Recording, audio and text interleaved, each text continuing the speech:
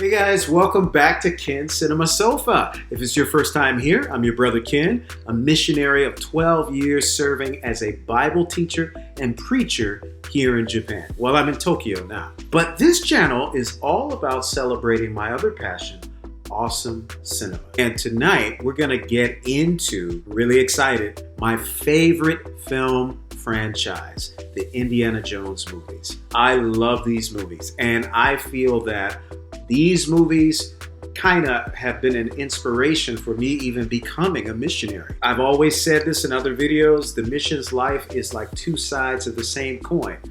One side, you gotta be theologically deep, understand what you believe if you're gonna go to another peoples and share that with them. On the other hand, you really gotta love other peoples and other cultures, and you have to have a curiosity of other lands and frontiers. You know, where's that horizon? That's the character of a missionary and really an adventurer and an explorer. The Indiana Jones films, I feel like, deal with both. Many of them, all of them, deal with spirituality. He's always looking for some supernatural artifact or something like that. But also on the other side, he's a man that is very much in tune with the cultures and ethnicities and traditions of other peoples. You need that as a missionary as well. Nobody's going to listen to you at all if you just come and you just act like you know everything. The other thing that I love about this is something that especially younger people don't get. Indiana Jones is an homage to pulp fiction. I don't mean the movie with John Travolta, okay? That was also an homage. Pulp were comics from the early 20th century made from cheap paper, which was like the pulp of trees. Therefore, they were like highly sensationalized dramas, action, adventure, like The Phantom and what's the other one? The Shadow, the guy that's always got his mouth covered. And I think Alec Baldwin played in a film version of that. George Lucas and Steven Spielberg distilling all of their childhood memories, boyhood memories of reading these boys magazine comics and watching these adventure serials at the local movie theater and just really grinding that all up into these films. That's why you have, you know, the man, he never loses his hat. I think there's even a gag in the second movie about that. When he punches people, I mean, he might as well be punching a big slab of beef like Rocky in a refrigerated butcher's plant. They know what they're doing. I am in no way defending the nuked fridge, okay? I just want to let you guys know that. Tonight, we're gonna start with Raiders of the Lost Ark. I've got my Bible here. If there's any religious or theological tidbits, I'm gonna bring that up. This is gonna be a commentary. I haven't seen the first one all the way through in a long time, so it's gonna be something to revisit this. Before we get started, don't forget to like and subscribe. If you like this content, what I'm doing, you supporting me, it really helps out the channel. And even some of the conversations we've had in the chats about theology, and some of you have even opened up and shared some things about your life and what you've been through. Man, look, it's my pleasure to be a servant of God in any way to help out. Without further ado, let's get into it. Indiana Jones franchise, Raiders of the Lost Ark commentary. Let's get it.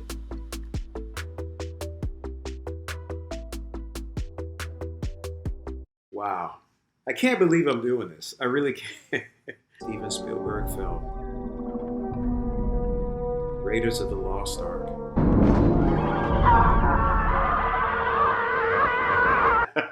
Okay, we're starting right off with the pulp, right away. I've seen some other YouTube reactors, you know, when that scene happens, they're like, was that scary? It wasn't, but that's exactly what you would see like on the cover of a pulp magazine. One of the guys running away in fear while there's an idol there, sharp teeth, you know.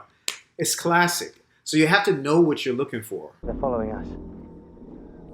If they knew we were here, they would have killed us already. It's just these sounds, you know, they're a little bit exaggerated. And it's supposed to be that way, once again. South America, 1936. I mean, that's important. You really had to set it during this time. It's difficult to do a pulp story set in modern day, especially adventure. Much of the world has been explored already. But this was like one of the golden ages of exploration, early 20th century. I love that they haven't shown his face yet. That's classic. Oh. Whip it good. That's classic.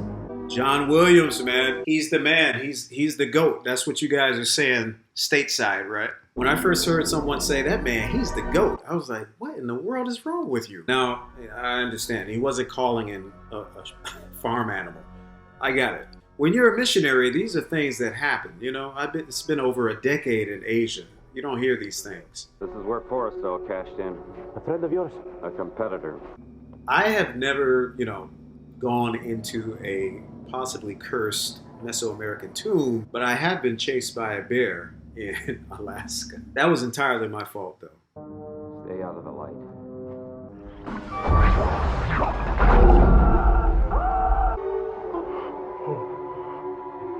Forrestal. There's nothing to fear here. Man, what's wrong with you? It scares me. It's people like this that get everybody killed. Seriously. You saw all the traps before. Like, and you talking about there's nothing to fear here? The slow build up and John Williams' score evoking that sense of fearful wonder, otherworldliness. I love that glow. Cinematographer Douglas Slocum, that's his style. And how many pulp comic covers, man, would you see with a treasure hunter looming over the treasure and the light is just in his face?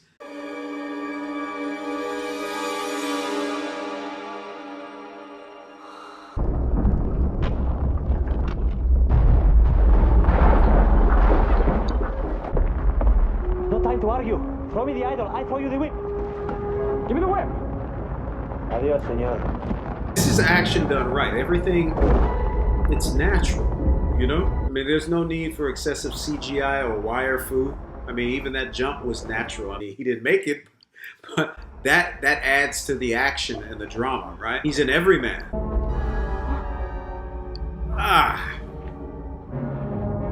At least it skipped his groin, did you?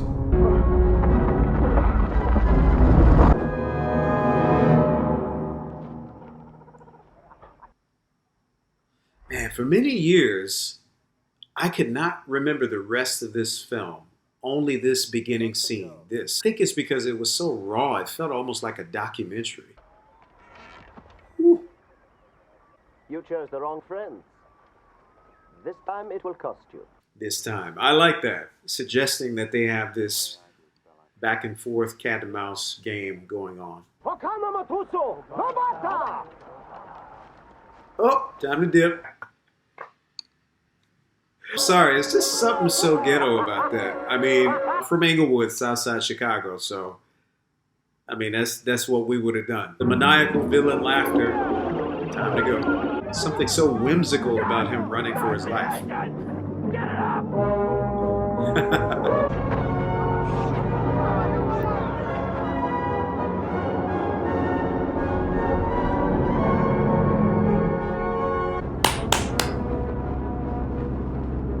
There's a big snake in the plane, Doc! Oh, that's just my pet snake, Reggie! I hate snakes, Doc! All right, let's get back to this site. 13 Barrow near Hazleton. Contains a central passage and 3 chambers, or cysts. Chamber and the grave goods that were found in another, in the area. Give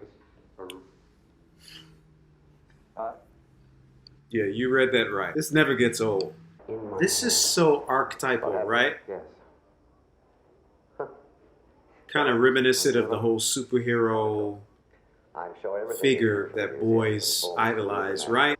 He's a normal, stuffy-looking professor during the day, turns into this barrel-chested superhero treasure hunting explorer, adventurer. On the weekends? They are nice. They're worth at least the price of a ticket to Marrakesh. Ooh, Marrakesh. Love that place. Army intelligence. I knew you were coming before I did. Yes, you're a man of many talents. You studied under Professor Ravenwood at the University of Chicago. You see, over the last 2 years, the Nazis have had teams of archaeologists running around the world looking for all kinds of religious artifacts. Hitler's a nut on the subject. He's crazy. He's obsessed with the occult. I have read that this was true. I don't know about the Ark, if he was looking for that. He may have been, but there were other things he was searching for. Development proceeding. The city of Tanis is one of the possible resting places of the Lost Ark. The Lost Ark? Yeah, the Ark of the Covenant. The Ten Commandments? Yes, the actual Ten Commandments. The original stone tablets that Moses brought down out of Mount Hera have been smashed, if you believe in that sort of thing. If you believe in that sort of thing. Obviously, that's what they're here to do. They have the evidence. They put the Ark in a place called the Temple of Solomon in Jerusalem, where it stayed for many years. I just paused it just now. David, Solomon's father, had it in his heart to build the first temple for God. Up until then, after Moses' journeys with Israel through the wilderness, until they found a land that would be theirs from God, the promised land, all that time, the Ark was in tents and in small towns. The tabernacle, which was like a mini mobile temple. Whenever Israel stopped in their travels, they would make their tents in their camp, set up the tabernacle, put the Ark of the Covenant there, and the Spirit of God would hover above it and speak with them. And in the night, it would look like this giant pillar of fire. But by David's time, now that they had a country and a kingdom, David didn't like it that God's Ark would be in tents and things like that while he had a palace, and he wanted to build a temple. God told him that you have too much blood on your hands because of the different wars that he fought and because of murder that he committed. Get into that in another video. Solomon, who was David's son, who was not, this mighty warrior as much as we know. He was much more of a wise king, and his period was even seen as something like a golden age. He was responsible for building the first temple of God, the first temple of Yahweh. Once the temple was built, Solomon raised his hands to the sky and asked for prayer and asked for forgiveness from God for all of Israel's past sins. God affirmed his forgiveness and acceptance of this temple by sending fire from heaven to engulf the sacrifice that they had prepared. Then they were able to use the Ark and place it in the temple, and all was right for now. An Egyptian pharaoh, Shishak, yes, invaded the city of Jerusalem around about 980 BC, and he may have taken the Ark back to the city of Tanis. This is what 2 Chronicles chapter 12, verse 9 says. I'm reading on the computer screen. King Shishak of Egypt attacked Jerusalem and took the treasures from the Lord's temple and the royal palace. He took them all. He took the gold shield Solomon had made, all the treasures. So that would include the Ark of the Covenant. In case you say, oh, well, that's what the Bible says, Ken. This story, what's interesting is that an archaeological treasure was found. The Bubastite portal was actually found in 1828 by a French Egyptologist, or I think he was an Orientalist. He was able to decipher the list of conquered cities and towns that were from Canaan, which later became Israel, the kingdoms of Israel, and how they were all conquered by the pharaoh Shoshenq I. He's standing next to this list of villages and towns that he's conquered, and there are images of Israelites also, and we know that by some of the hairstyles that they're wearing are consistent with other archaeological finds of Hebrews from that time. So Shoshenq I, they realized, and his list of conquests are the same as Shishak from the Bible scripture, and they coincide, and that's how researchers do that this is the same person. Staff is just a stick, I don't know, about this big. Nobody really knows for sure. Okay, so the staff of Ra thing also, as far as I know, is just made up for the movie. If it's not, guys, let me know in the comments, okay? I like that book. I wish I could find a book like that.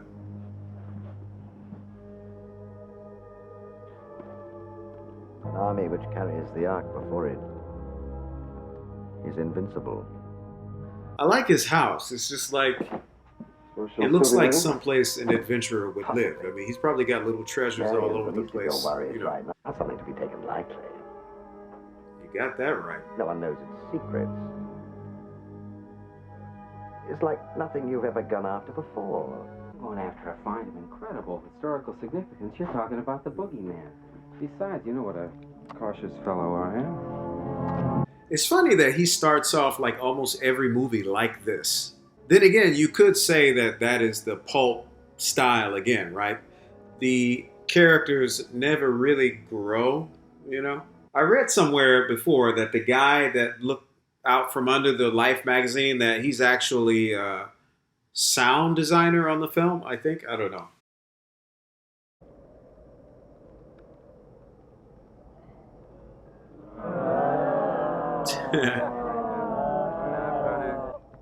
Oh. Sorry. I always like this lady on the left. She's like, yeah, more money, baby.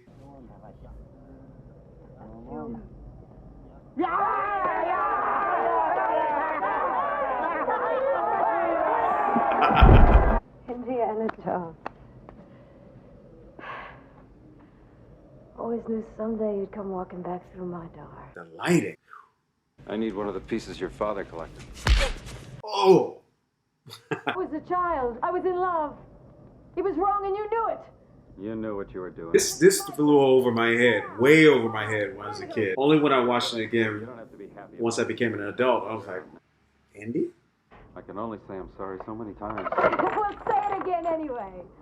Have to pick those up later, but there's something so interesting about her character. Like, she is like angry and smiling and laughing at the same time. She's like a firecracker.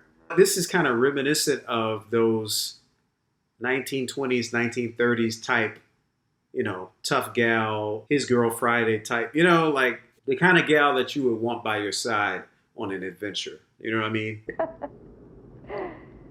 Come back tomorrow. I mean, it's possible she could just still be drunk, of course. Because I said so, that's why. Look at that set.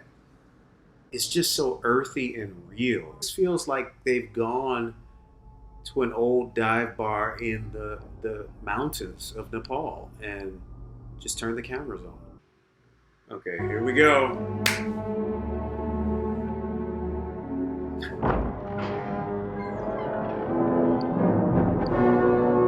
Those guys are villains, okay? Good evening, Fräulein. The bar's closed. We are not thirsty. What do you want? My lord, this is so pulpy. I love it though. I love it. I know you Look at will. that. Oh man, that light and shadow. Let her go. Turn that down a little bit. The sound design is awesome. This is not my first time, obviously, seeing this, but man, just appreciate so much more now, the older I get. Yeah, you know what? This is early in the franchise. It was a lot more violent. The Kingdom of the Crystal Skull. Shoot them. Shoot them both. Why me? That was awesome. That was cool. I feel almost like this has the energy of film school students, but given a bunch of money. Well, Jones, these haven't forgotten how to show a lady a good time. Why, you're something. I'm your goddamn partner! Cairo, city of the living, a paradise on earth. I haven't been to Egypt yet. I really want to go on a Nile cruise. Germans have a great advantage over us. They are near to discovering the Well of Souls. Well, they're not going to find it without this. The Ark. If it is there, Tanis, then it is something that man was not meant to disturb. It is not of this earth. That is true. That is true. In fact, I mean, everything that, you know, God told these artists, these men, Belial and Oholiab, those are instructions coming from heaven, guys. So the design that he gave them, I mean, the look of it and the style, and it's showing us or showing them a culture of heaven, you know? I mean, because God gave them exact measurements. So that's really interesting and mysterious to think about what the ark actually looked like. We can read in scripture in Exodus what the details and instructions, but still at the same time, the finished product, what did it look like? Yeah.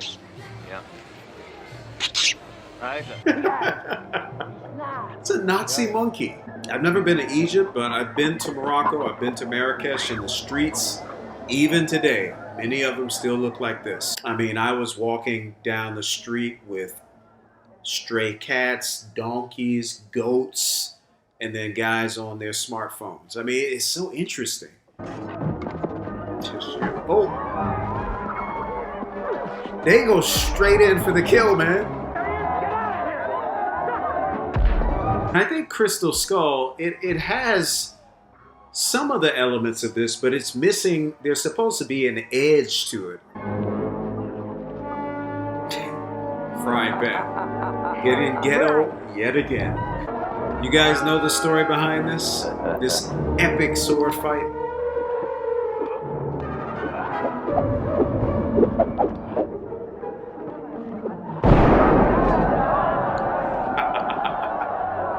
Just in case you don't know, it's all over YouTube, but Harrison Ford apparently had dysentery at that time. There was supposed to be this like epic knockdown, drag out sword fight. And he had dysentery and he was like, I can't do it. How about this instead? And it's become iconic. Right? Wow. And the look of that with all of the dangerous explosives and everything in red and all of that, it's just so sensationalized. Yeah. See, I can't imagine seeing that in Crystal Skull.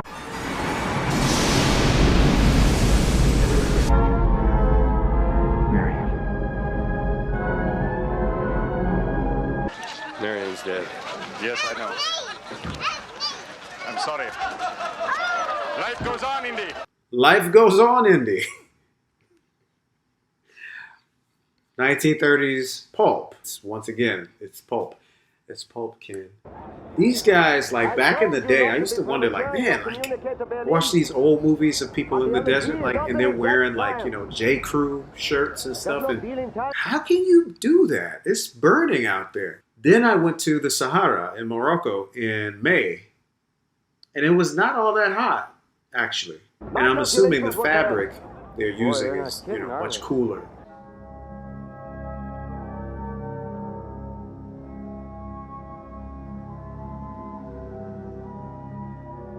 It's interesting. There are archaeological digs by the Bible Archaeological Society and other organizations.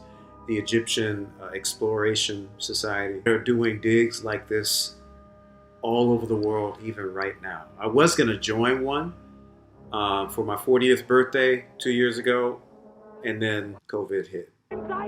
Zaida! It's like, you heard me? My sister always used to laugh at that little role. What, did he do that for drama's sake, or did he actually trip? Like, you know.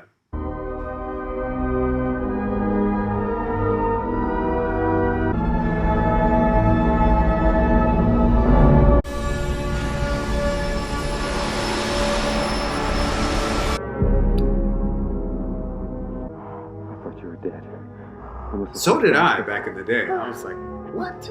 You could tell that Spielberg was influenced by David Lean's Lawrence of Arabia, which is one of my other favorite films. I love that movie. So Tanis was a real place. So Tutankhamun.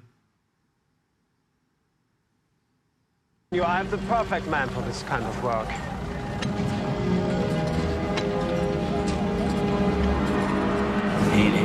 Ooh, okay.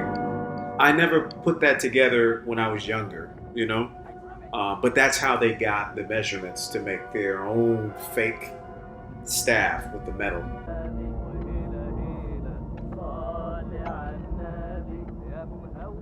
Something ain't right. Why does the floor move? Give me your torch.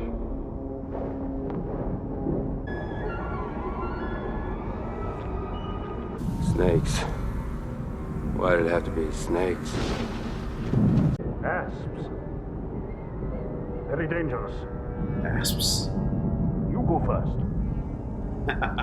No food, no water. I've always wanted to know what that is she's eating. It's like a big egg. beautiful. Why would he have that? I would very much like to see you in it. That is so creepy. Why would he just have this on But he hand? gets a drink around here.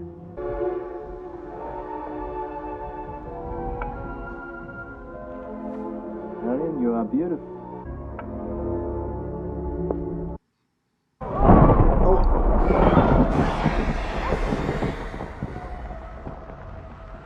I told you it would be all right.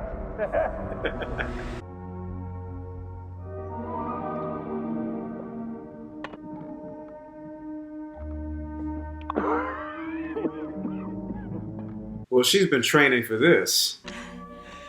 We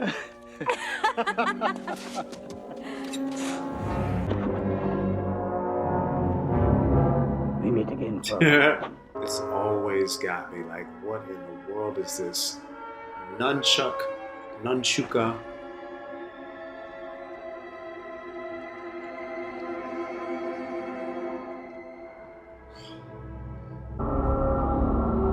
I love this, the way it rises up, the wings like that. And these were God's instructions to Moses and the Israelites that worked on the ark, to have 2 cherubim, which are angels that are very close to God, and one of that was the type of angel that stood at the gate, the entrance of Eden, to keep Adam and Eve out, right? After they sinned against God. Let their wings be stretched out over the mercy seat. And that would be the place where where God actually would appear.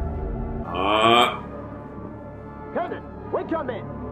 There's no way that they could hide that. Once again, Jones, what was briefly yours is now mine.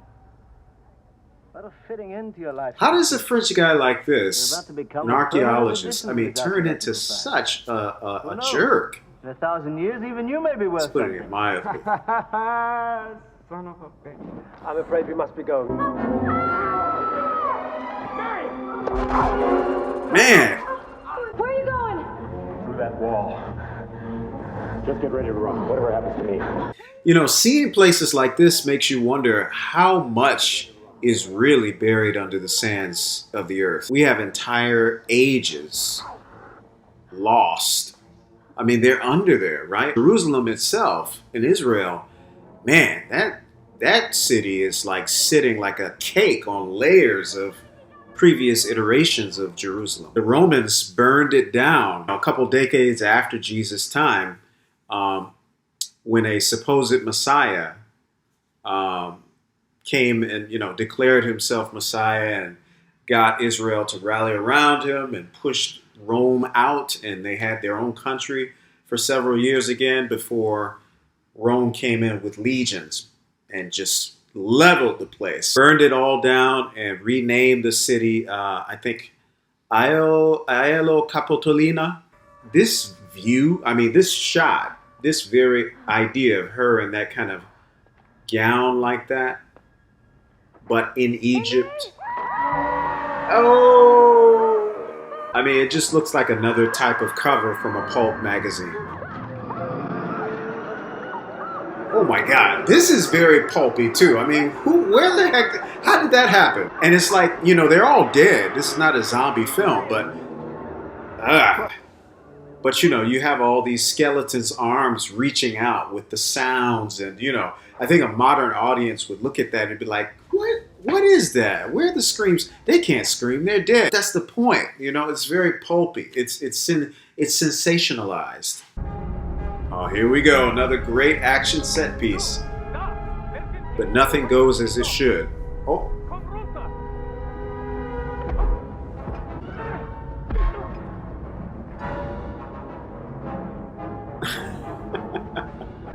Dude, guys, there is always a big guy in every Indy Jones film. And the first 3, every big guy was played by the same actor. I think his name is Pat Roach. The legs going wobbly. Classic.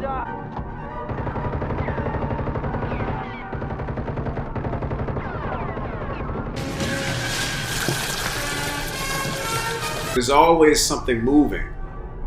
some new scene, some new danger in the same scene is happening. That kind of movement is many times better than just lots of quick edits, you know, and flashy action. Man, he is getting jacked up.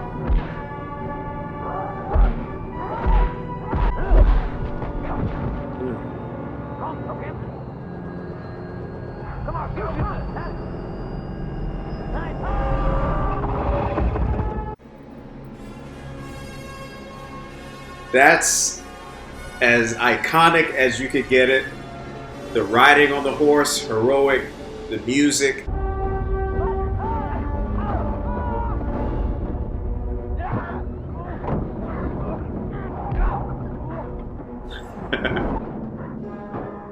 That is so bogus.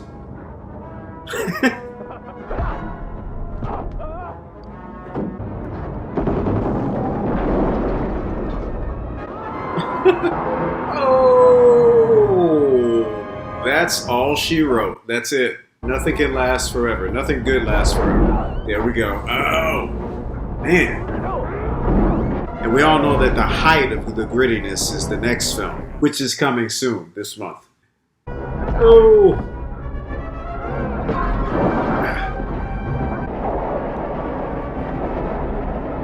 So I read that they dug a trench already for him to lay in as he was doing that. So it looks real.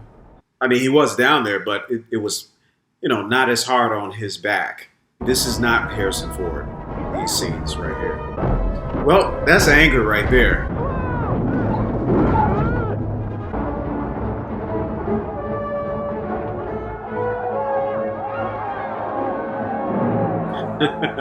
That's very Tintin-esque. And I mean, you know, that lends the feeling of an adventure. In the classic sense, the adventure has some element of whimsy to it.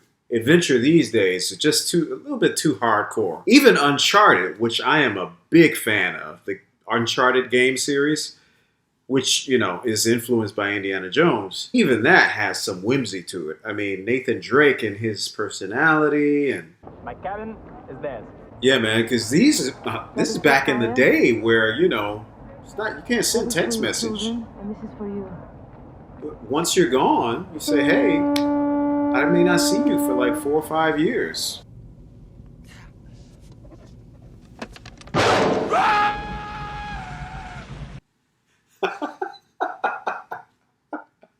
Where did that come from? But I mean, it's so cool, man. This first movie was so, like, I feel like so experimental with the tone. God damn it, Indy, where doesn't it hurt? Here.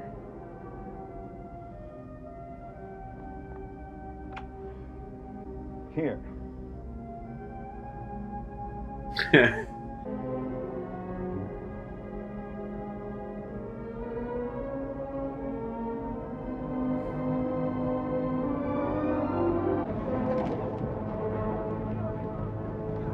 I wonder how they actually tracked them down.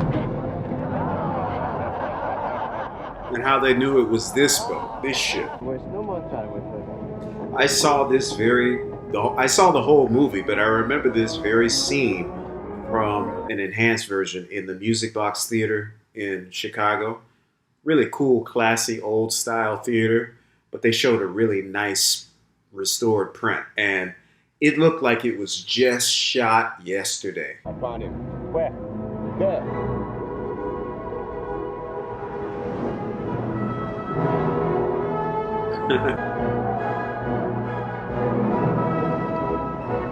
Yeah, that's what I'm wondering. He's looking like, okay, what do I do? How do I get in? Jones! I'm gonna blow up the Ark, Renee. Blow up the Ark, huh? Your persistence surprises even me. Even me. You're gonna give mercenaries a bad What name. the? Dr. Jones? Did a fly go in his mouth? You can escape from this island. Okay, I shouldn't be focused on that, but how can I not? Indiana, we are simply passing through history. This is history. It is. It really is. If the Ark was ever found, oh man, that would be a milestone in history.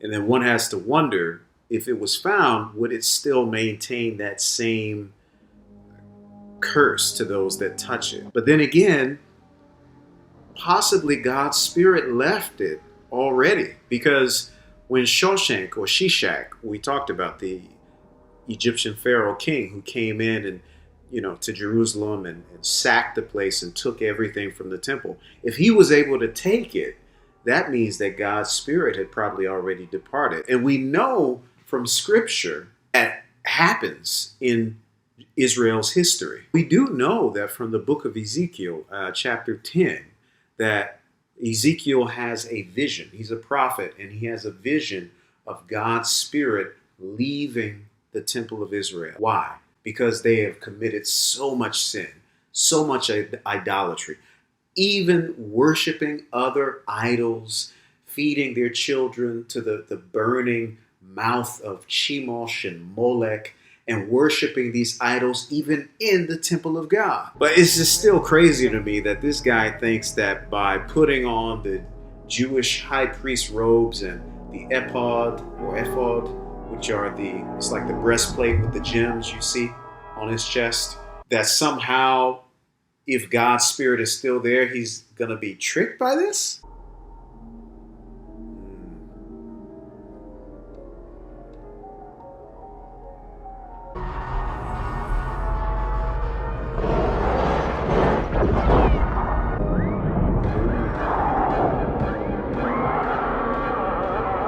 This is the end for you guys.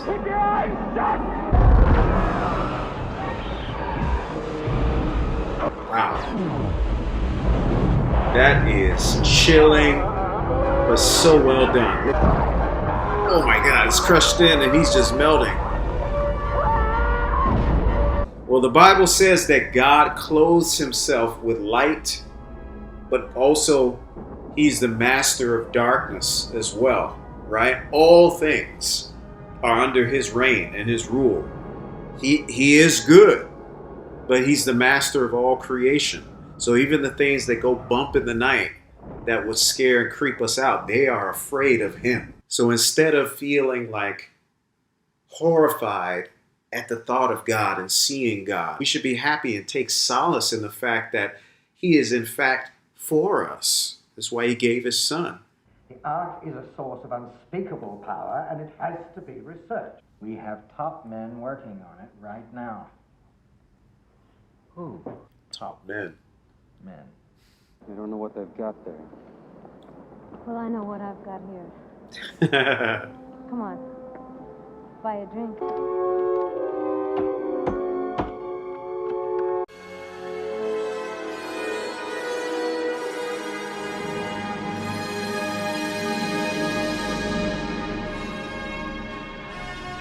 That makes you wonder if they're just really stupid by not researching it like they should, or rather that they have a lot of artifacts that are equal, if not greater, in power.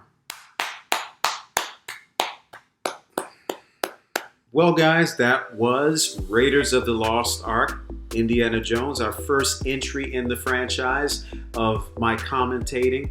I hope you enjoyed that. Thank you so much for joining me on this trip. This is going to be exciting. I can't wait to get into the rest of these films. There's so much to talk about. That movie is still a 10 out of 10, 20 out of 10, 100 out of 10 for me. It's great. Great action film, great adventure. But it's more than that. It's trying to, as I've said, it's trying to capture in a bottle the essence of that kind of boyish, charming, nostalgic, adventure pulp attitude, and essence and excitement. They got it. They got it right. Now, I will say, this is the best film of all of the franchise, I believe, as a film. But my favorite is what we're going to do next, Temple of Doom. I know that sounds weird. It's like, wait a minute, you said Raiders is the best film, but Temple of Doom is your favorite. I think that Raiders is the best made film. It's iconic, it's timeless, but Temple of Doom, to me, is like the pulp elements turned up, dialed up to 100, you know. So I can't wait to get into that, as well as the cultural insights into the setting of that film. If you haven't seen it already, I won't say anything about it. As for Raiders of the Lost Ark, just a little bit more about the Ark. There are places today that claim to have the Ark, okay, believe it or not. There are churches, I believe, in Ethiopia. Is it Ethiopia? Let me do the fact check. Yeah, exactly. Right, that's what I thought. It says here, one of the claims is that before Jerusalem was sacked by the Babylonians, that the Ark found its way to Ethiopia. Okay, so there are churches in Ethiopia that claim to have the Ark of the Covenant. Now, I've actually seen, not face to face, but doing research online, the church or building that they have it in. Yet mysteriously, no one is allowed in to see it. Yeah, actually, I was supposed to be in Ethiopia 2 years ago. I was supposed to see the Garama Gospels, which is like one of the earliest Bibles ever made. And I think it's the earliest or the first oldest illuminated Bible. And by that, I mean the Bibles that are illustrated with the ancient drawings of saints and things like that. And I believe it's the oldest book. It goes back to about 500 AD, which is maybe 400 years, 300, 400 years after Jesus. And so there are some missionaries, I think they were called the 9 saints they came from Syria, and they brought Christianity to Ethiopia. So, great film. Loved Raiders of the Lost Ark. I can't wait to get into the rest with you guys. I am going to kind of be cutting up. You may have been used to me talking a lot more at the end of movies, but I'm starting to pepper it instead a little bit more within the film as I'm watching, as I'm reacting. And then also, I have a lot more to say about Indiana Jones and the things that he deals with, the pulp elements, and more of the spiritual elements that will show up as we tackle more of the film. Look forward to that. Thank you so much for being here. If you liked my reaction, give it a thumbs up. If you didn't like it, you feel free to give it a thumbs down. You can contact me, DM me on Instagram. We can have a chat. And God bless you wherever you are in the world right now. I'll see you on the sofa.